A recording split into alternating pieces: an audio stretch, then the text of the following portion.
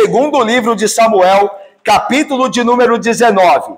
Segundo livro de Samuel, capítulo de número 19. Por favor, meu irmão querido, abra sua Bíblia então, no segundo livro de Samuel, capítulo de número 19, para nós continuarmos a ouvir a palavra do Senhor neste livro que nos narra a história do rei Davi e, acima de tudo, nos narra as obras de Deus por meio do mediador para com Davi.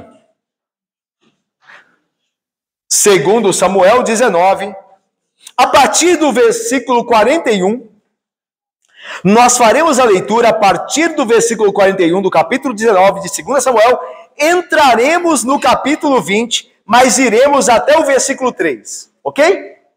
Então nós vamos começar com a leitura do capítulo 19, 41 a 43. Vamos entrar no capítulo 20 e vamos do 1 ao 3, ok? Vamos ouvir então a palavra do Senhor, o que ela nos diz? Eu farei a leitura, os irmãos acompanhem. Eis que todos os homens de Israel vieram a ter com o rei, e lhe disseram: por que te furtaram nossos irmãos, os homens de Judá, e conduziram o rei e a sua casa através do Jordão, e todos os homens de Davi com eles? Então responderam todos os homens de Judá aos homens de Israel: porque o rei é nosso parente. Por que, pois, vos irais por isso? Porventura, comemos à custa do rei, ou nos deu algum presente? Responderam os homens de Israel aos homens de Judá e disseram: 10 tantos temos no rei, e mais a nós nos toca Davi do que a vós outros. Por que, pois, fizeste pouco caso de nós? Não foi a nossa palavra a primeira para fazer voltar o nosso rei? Porém, a palavra dos homens de Judá foi mais dura do que a palavra dos homens de Israel. Então, se achou ali, por acaso, um homem de Belial, cujo nome era Seba, filho de Bicri, homem de Benjamim, o qual tocou a trombeta e disse: não fazemos parte de Davi, nem temos herança no filho de Jessé, cada um para suas tendas, ó Israel. Então todos os homens de Israel se separaram de Davi e seguiram Seba, filho de Bicri. Porém os homens de Judá se apegaram ao seu rei, conduzindo-o desde o Jordão até Jerusalém. Vindo, pois, Davi para a sua casa, a Jerusalém, tomou o rei as suas 10 concubinas, que deixara para cuidar da casa, e as pôs em custódia, e as sustentou. Porém não coabitou com elas, e estiveram encerradas até o dia em que morreram, vivendo como viúvas. Nós já oramos ao Senhor que nos fale por meio de sua palavra, então nós passamos a exposição da mesma para ela ser aplicada pelo Espírito Santo ao nosso coração. Irmãos, lembra de Absalão? Lembra que Absalão tentou usurpar o trono de seu pai de forma ilegítima, rebelde? Deus julgou Absalão. Deus destruiu Absalão e o seu exército. E agora Davi é reconduzido ao trono. Os homens de Judá tomam a dianteira e vão ao encontro do rei para trazê-lo de volta a Jerusalém. Lembrem-se, irmãos, como nós vimos, que o rei estava na Transjordânia, estava refugiado, além do Jordão. E os homens de Judá disseram: tu és o nosso rei, tu és de fato o nosso irmão, tu és da nossa tribo. Davi era da tribo de Judá, lembram-se? E então os de Judá tomam a dianteira, vão até Davi encontrar-lhe antes que ele atravessasse o Jordão, e juntamente com ele atravessam o Jordão para conduzi-lo a Jerusalém, onde estava o trono. Nós vimos também que nesse caminho, nessa trajetória, a Vanessa, diácono Carlos Amoras, diácono Marcos, Zenilda querida, nós encontramos homens que foram até Davi. Nós vimos 3 homens indo encontrar com Davi, se lembram? Simei, Mefibosete, Laila e Barzilai. Lembra-se dos três? Dos encontros desses três com Davi? Diácono Luiz, Diácono Felipe. E nós vimos que, e é interessante pensar nisso, né? 3 homens que tinham relação com Davi distintas. Veja só, Simei era o inimigo declarado, que amaldiçoou Davi quando ele teve que fugir de Absalão, de Jerusalém. Lembra disso? Você é um maldito, lembra? Era um inimigo declarado. Mefibosete era alguém que Davi tinha dúvida. Lembra-se que ele ficou com dúvida? Se Mefibosete tinha apoiado a ele, ou Absalão, por que Mefibosete tinha ficado em Jerusalém, lembra? Então alguém que Davi não tinha certeza se era um inimigo ou um amigo. E Barzilai, que Davi tinha certeza que era amigo. Então tá vendo, olha, um inimigo declarado, alguém que você não sabe muito bem quem é, e um amigo fiel. E é interessante que nós geralmente estamos lidando com esses 3 tipos de gente, né? Não é verdade? Que esses 3 tipos de gente são a parte daquilo que compõe os nossos relacionamentos. Tem pessoas que são nossas inimigas declaradas, que querem nos fazer mal. Tem pessoas que nós não sabemos muito bem. E tem pessoas que são nossos amigos, de fato, e já provaram isso. E a Bíblia nos dá sabedoria para lidar com cada tipo de pessoa. É preciso, como Davi teve da graça de Deus, sabedoria para lidar com cada tipo ali que encontramos. Mas, obviamente, isso já é passado, nós já vimos isso. Davi continua a sua peregrinação, a sua ida a Jerusalém. E o povo de Judá está escoltando Davi. Só que no caminho, o que acontece? No caminho, o povo de Israel, e aqui Israel, meus irmãos, é preciso entender isso. Na época que o autor escreve, Israel, ele é mencionado aqui, tendo em vista aquelas 10 tribos do norte. Lembra que o reino foi dividido? Com Roboão, neto de Davi, filho de Salomão? Lembra-se? E Israel se dividiu em 2 tribos, lembra? Tribo do sul, que contava com... reino do sul, melhor, que contava com 2 tribos, e reino do norte, que contava com 10. O reino do norte foi passado a chamar-se Israel, e o reino do sul de Judá. Então, quando o autor escreve aqui os homens de Israel, está falando das 10 tribos ao norte. E quando fala Judá, está falando das 2 do sul. Ok? Certo? O que acontece? Judá foi buscar Davi. E agora, o que acontece? No meio do caminho, quando eles estão para transpor o Jordão, Israel aparece os homens das 10 tribos, os representantes das 10 tribos. E começam a discutir com o Judá por que Judá foi buscar o rei e não chamou eles. Vamos ver aí o texto? Olha aí. Versículo 41. Eis que todos os homens de Israel vieram ter com o rei e lhe disseram: por que te furtaram nossos irmãos, os homens de Judá, e conduziram o rei e a sua casa através do Jordão, e todos os homens de Davi com eles? Então, meus irmãos, eles estão aqui reclamando, os de Israel, porque não foram chamados para ajudar a conduzir o rei a Jerusalém. Eles se sentiram excluídos daquele momento importante para a história da reconciliação de Israel com o seu rei legítimo, Davi. É claro também, óbvio, que eles só tomaram essa posição quando notaram que Judá havia ido para receber Davi como rei. Até então eles não tinham feito nada, os de Israel. Os de Israel não tinham feito nada. Pelo contrário, quando Davi venceu Absalão, o rebelde filho, e ele fora morto, os homens de Israel foram todos para sua casa, voltaram para suas tribos lá e não quiseram saber de Davi.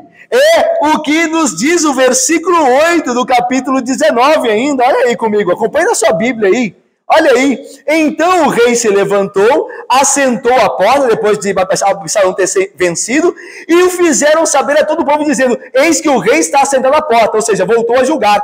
Veio, pois, todo o povo apresentar-se diante do rei. Ora, Israel havia fugido, cada um para a sua tenda. Então, quando Davi se fez vitorioso, o que fez Israel? Ao invés de imediatamente reconhecê-lo como rei, foi para a sua tenda. É certo que com medo de como reagiria Davi, uma vez que Israel havia apoiado Absalão. Mas o que eles deviam ter feito é ir lá a Davi e pedir perdão. Olha, rei, nós falhamos contigo. Perdoa-nos. E Davi era misericordioso, como nós vimos nos seus reencontros, indo a Jerusalém, de volta a Jerusalém. Leda. Mas o ponto aqui é que só agora, depois de Judá ter tomado a iniciativa, é que Israel aparece como se estivesse planejando muito isso e alguém lhes tomou a frente. É muito fácil, né, nós começarmos a agir quando alguém já está no percurso da ação, né? Difícil mesmo é tomar a dianteira. É muito fácil nós começarmos a agir quando alguém já está fazendo, né? O difícil é tomar coragem para você ser o que toma a dianteira em fazer aquilo que tem que fazer. Aí é difícil. Mas quando já foi feito e você viu que dá certo, aí você aparece reclamando, e eu também, do porquê não contaram pra gente antes. É isso que está acontecendo aqui. Israel não fez nada. E aí Judá fez. E agora Israel vem reclamar. Agora veja só o que diz, ou o que Judá responde a Israel. Versículo 42. Então responderam todos os homens de Judá, os homens de Israel. Vamos ver junto o que responderam?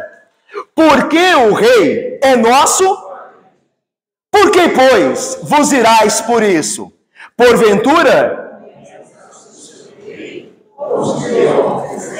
Então os homens de Judá respondem aos homens de Israel, mas respondem mal.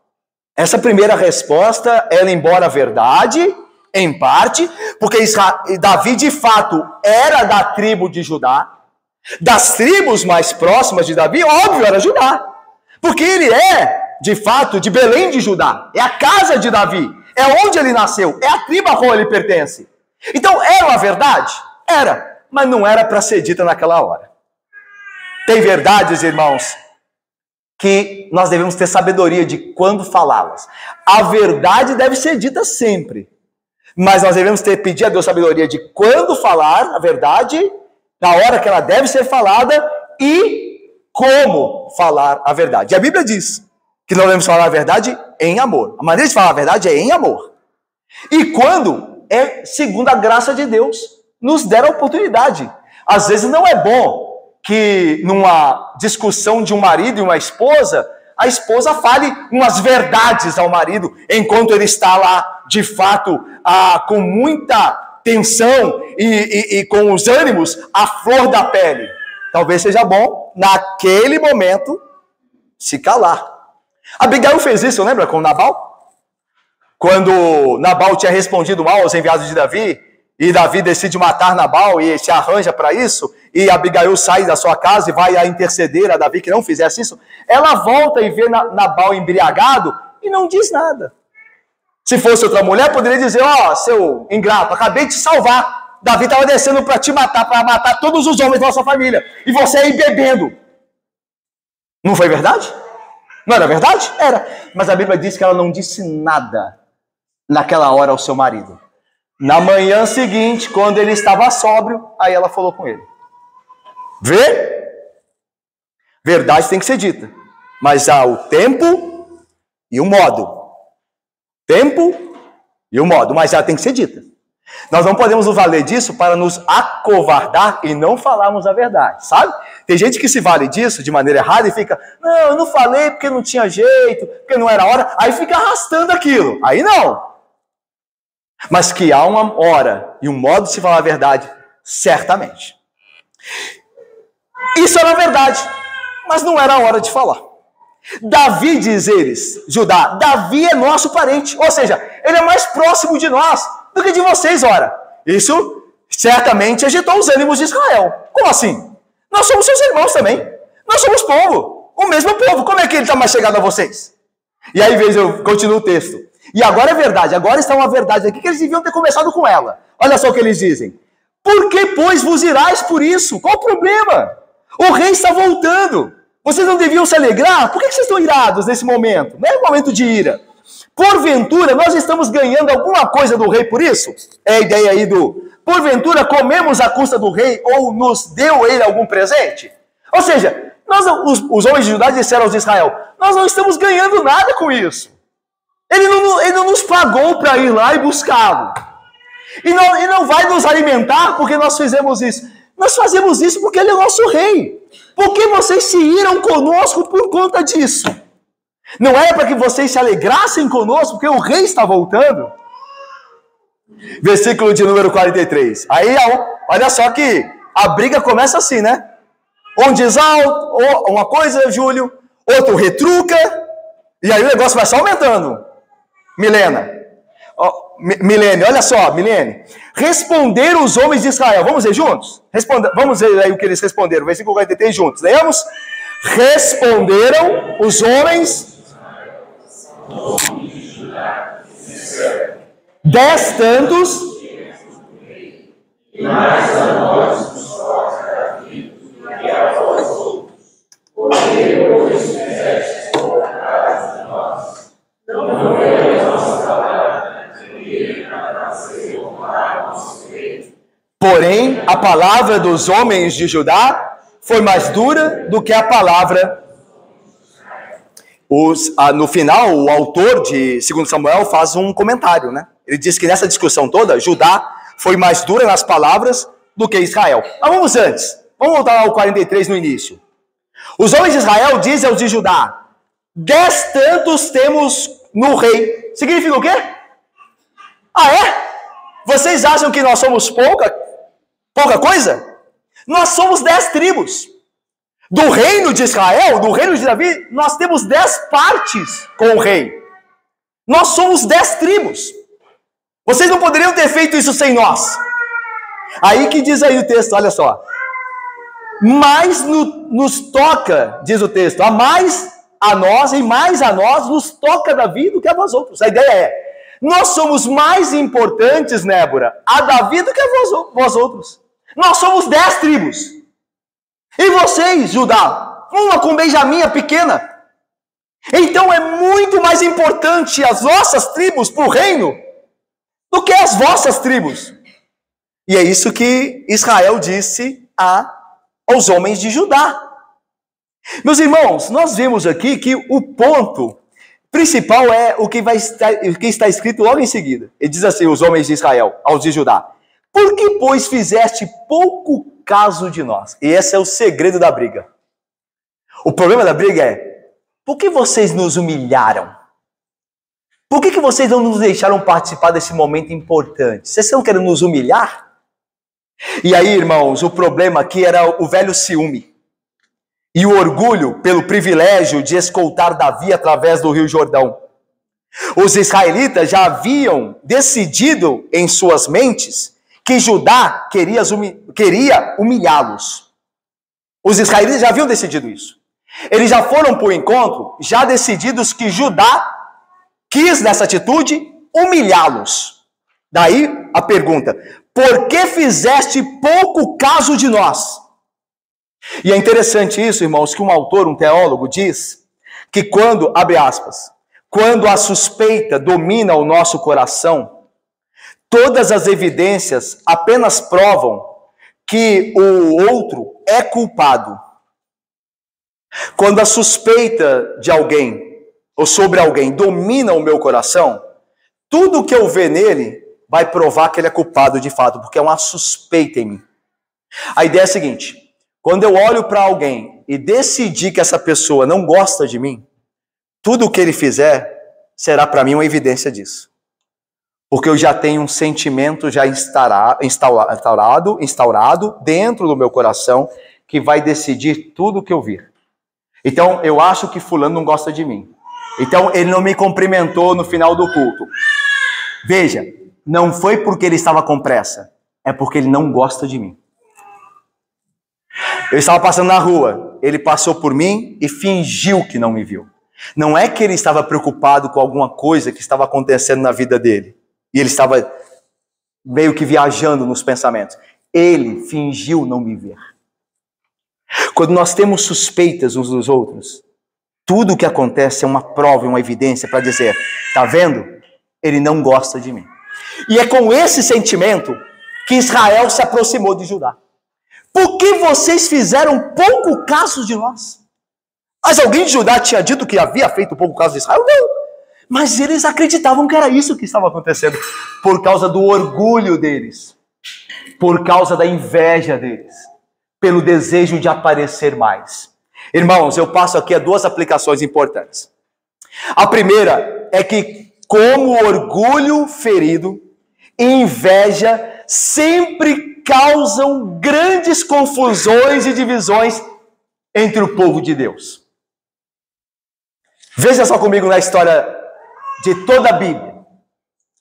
Por inveja, Caim matou Abel. Por inveja, os irmãos de José quiseram matá-lo, mas só depois, convencidos por Judá, o venderam ao Egito. Mas ainda assim, venderam o seu irmão como escravo a um povo desconhecido. Por inveja, nosso Senhor Jesus Cristo foi entregue à morte.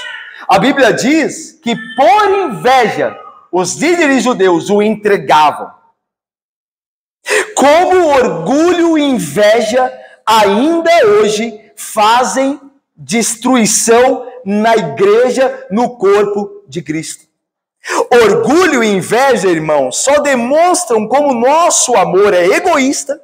Por que vocês fizeram pouco caso de nós, disse Israel a Judá? Por que vocês não nos chamaram? Por que não nos convidaram? Nós tínhamos que estar aí. Mas o rei voltou. Não era o que vocês queriam? Era o que nós queríamos também. Que diferença faz? O rei está indo para Jerusalém, ele vai se assentar lá, ele vai nos governar. Que diferença faz? Não, nós tínhamos que estar aqui. Vocês nos humilharam, vocês não falaram o nosso nome, vocês não nos chamaram, vocês não nos deram cargo. Nós tínhamos que estar aqui. E essa é a causa, ainda hoje, de grandes divisões.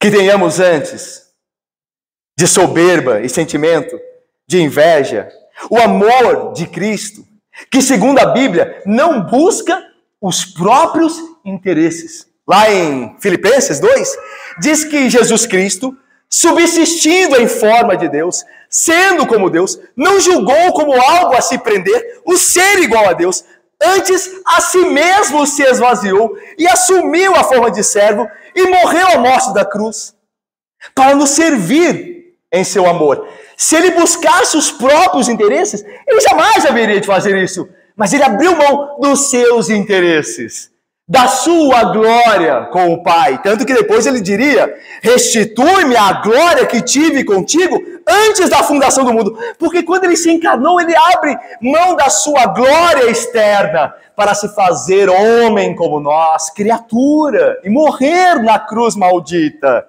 Ele não buscou seus próprios interesses, como Israel estava buscando neste momento, acerca da condução do rei Davi.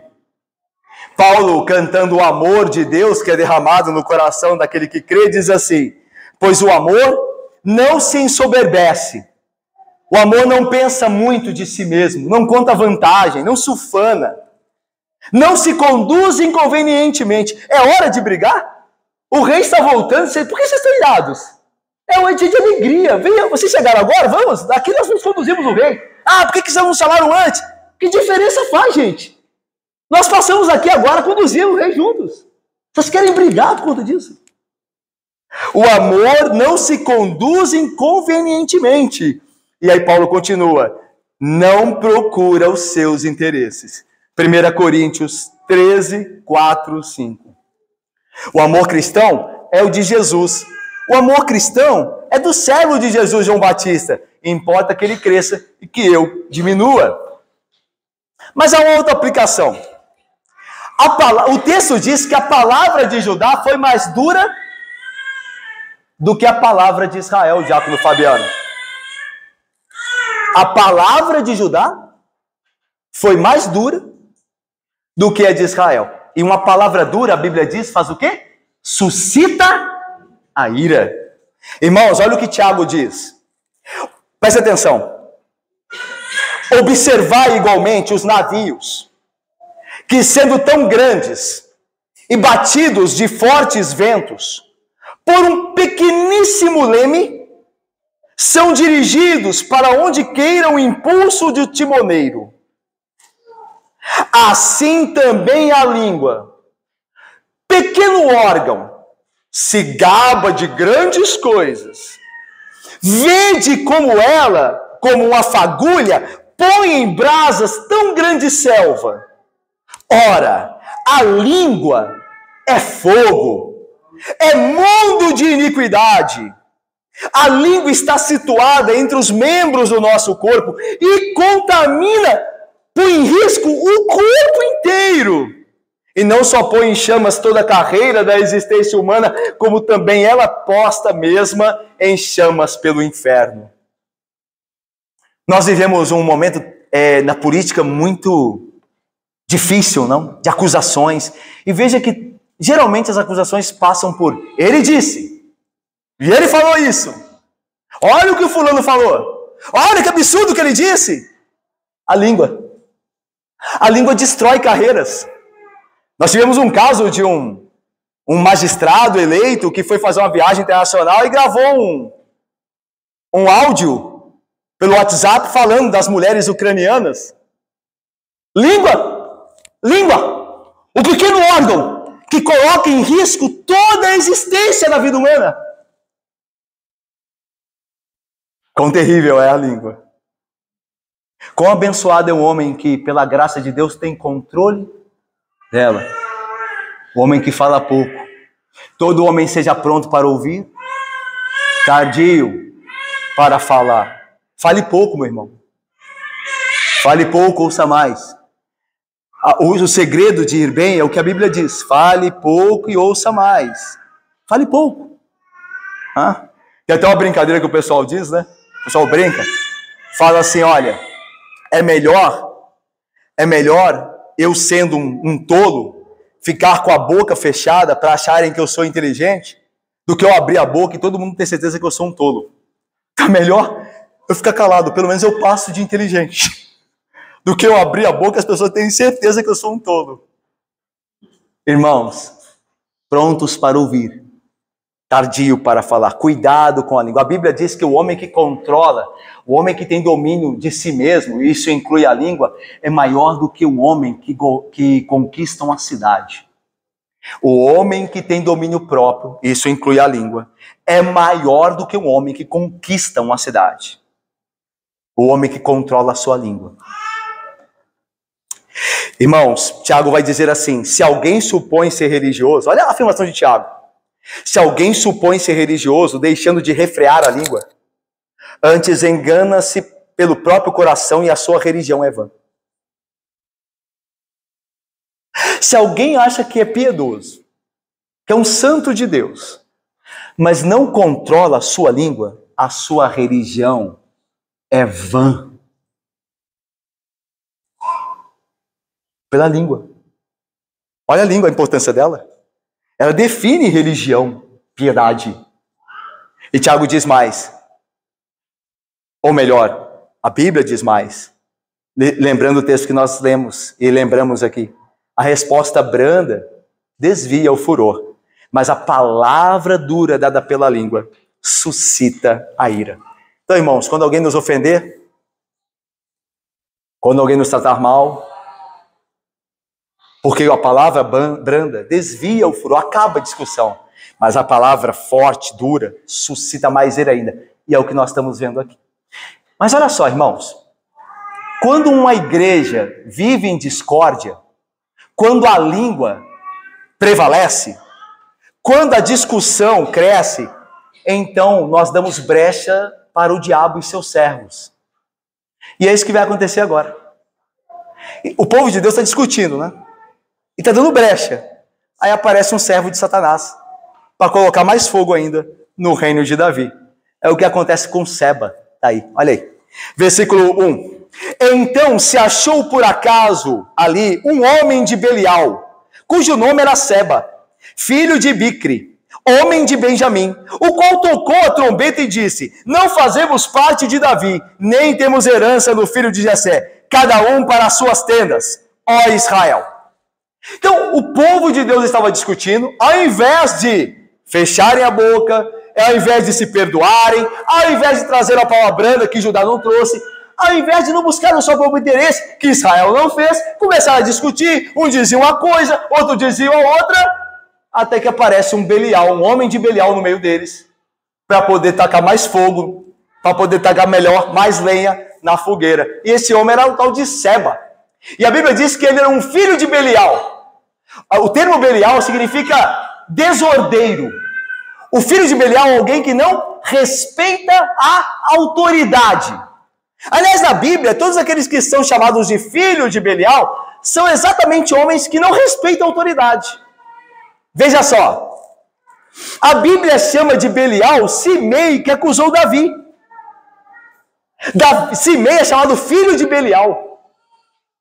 A Bíblia fala, irmãos, que o Abigail usou o mesmo termo para referir-se ao seu marido Nabal, que a gente citou Nabal aqui, porque ele não respeitou Davi. Nabal era filho de Belial, Simei era filho de Belial, e os dois não respeitam o rei. Mais ainda, os filhos do sacerdote Eli são chamados filhos de Belial. Eles não respeitam o pai dele. Lembra que Eli diz a eles, filhos, por que vocês agem assim? O nome de Deus está sendo blasfemado. Isso não é bom. E eles não estão nem aí com o pai deles. Eles são chamados filhos de Belial. É interessante, não? Filhos de Belial é o homem que não ama a ordem, que não ama a autoridade, antes enfrenta. E quando a igreja discutindo, a igreja não tendo sabedoria de tratar seus problemas, a igreja abre brecha para esses que estão infiltrados no meio dela. E aí eles aparecem. E é o que acontece aqui com Seba. Ele estava quieto. Quando ele viu que o povo não estava se concordando, estavam começando a discussão, ele aproveita assim para se rebelar contra Davi. Ele é da tribo de Benjamim. O texto informa. Olha aí. Seba, filho de Bicri, homem de Benjamim. Esse aqui diz muito sobre ele, ou pelo menos diz o que é necessário, melhor dizendo. Benjamim era a tribo de quem? De Saul. Lembra de Saul? Saul que tentou matar Davi? E que Davi era acusado de ter matado Saul? Ele foi acusado disso por Simei. E agora é acusado por esse homem Seba, que é da mesma tribo de Saul. Então ele aproveita tudo isso para se levantar e dizer, olha, realmente, irmãos israelitas, eles disseram, de Judá, disseram que Davi é o parente deles. Eles têm razão, nós não temos parte com Davi. Ele não tem nada conosco. Cada um para sua casa. E aí diz o texto que ele tocou a trombeta, né? E tocar a trombeta é sempre um símbolo de guerra, de se anunciar uma rixa, uma rivalidade. Então a ideia de que eles estão brigados com Davi. Nós veremos no texto que Davi consegue unificar o povo de Israel, mesmo com essa dificuldade. Mas essa briga aqui, ela trará algumas raízes que vão se mostrar danosas no futuro. Quando Roboão, filho de Salomão, assumir o trono, acontece a mesma coisa. E Jeroboão, que vai provocar a divisão, diz as mesmas palavras que disse Seba aqui. Nós não temos parte com a casa de Davi. Israel para suas tendas. E aí há a divisão que nunca mais volta. E aí o reino do norte é criado, independente do reino do sul. Israel nunca mais voltaria a ser unido nas 12 tribos. Da mesma forma que diz aqui Seba, diz também Jeroboão na divisão do reino, posteriormente. A mesma estrutura aqui. Mesma estrutura. Irmãos, quão terrível é a amargura e o sentimento de divisão, o sentimento faccioso. Olha o que Tiago diz, eu volto a apelar para Tiago, ele está ajudando muita gente aqui. Aquilo que Deus inspirou por meio dele na sua carta, fala muito desses momentos onde a igreja tem que cuidar para não haver briga, divisão, murmuração no meio dela, rancor. Tiago trabalha muito isso. Olha o que ele diz. Se tendes em vosso coração inveja amargurada e sentimento de querer dividir pessoas, não vos glorieis disso, nem mintais contra a verdade. Essa sabedoria que vocês têm não é a que desce lá do alto. Antes ela é terrena, animal e demoníaca. Pois onde há inveja e sentimento de divisão, aí há confusão e toda sorte de coisas ruins. A sabedoria, porém, lá do alto, é primeiramente pura, depois, veja, pacífica, indulgente, ou seja, pronta para perdoar, tratável, quando tem uma briga, uma discussão, uma ofensa, ela quer unir, ela não quer o sentimento faccioso, ela não quer dividir, ela quer unir, ela procura unir. Essa sabedoria do alto, ela é plena de misericórdia e de bons frutos, imparcial, sem fingimento. Ora, é em paz, meus irmãos, que se semeia o fruto da justiça para os que promovem a paz. Deus nos chamou à paz. Deus nos chamou à paz uns com os outros. E Deus tem nos guardado aqui na igreja. Graças a Deus. Mas não quer dizer que nós não devemos vigiar. Porque há sempre no nosso velho homem, que ainda que esteja sendo mortificado, ainda habita em nós, está sendo morto, está sendo destruído pelo poder do Espírito Santo, mas ainda há resquícios dele em nós. Ainda há sempre orgulho da nossa parte. Ainda há sempre inveja. Ainda há sempre aquele sentimento de alguém que quer nos humilhar, alguém que quer que nós não cresçamos ou não apareçamos. Há sempre esse sentimento ainda em nós por causa do velho homem. E nós não devemos dar brecha a essas coisas. Porque quando essas coisas imperam, toda sorte de coisas ruins acontecem. Nós devemos lutar contra isso. Mortificarmos os feitos da carne. Matarmos a nós mesmos. Fazei, pois, morrer a vossa natureza carnal. Façam que o sentimento de orgulho que vocês têm morra. Que vocês morram para que Cristo viva em vocês. E para que haja paz na igreja. Não brigue pelos seus interesses. Brigue, lute pelos interesses de Cristo, pela verdade de Cristo. Aí sim uma boa briga, aí sim uma boa luta. Mas não pelos meus e pelos seus interesses. Não briguemos por essas coisas. Não nos agarremos a elas como se fossem necessárias para a vida. Mas façamos como Cristo, que abriu mão dos seus direitos por amor de nós. Tiago ordena o seguinte. Seguir, como nós vimos, né? Lemos ou citou os Hebreus, melhor dizendo, diz o seguinte: seguir a paz para com todos e a santificação, e nós lembramos aqui, sem a qual ninguém verá o Senhor, atentando diligentemente para que ninguém seja faltoso no vosso meio, separando-se da graça de Deus, nem haja alguma raiz de amargura que brotando no meio de vocês vos perturbe, e por meio dela muitos sejam contaminados. Vocês se lembram, irmãos? Lembrem-se que guerras sempre começam com a indisposição de dois homens.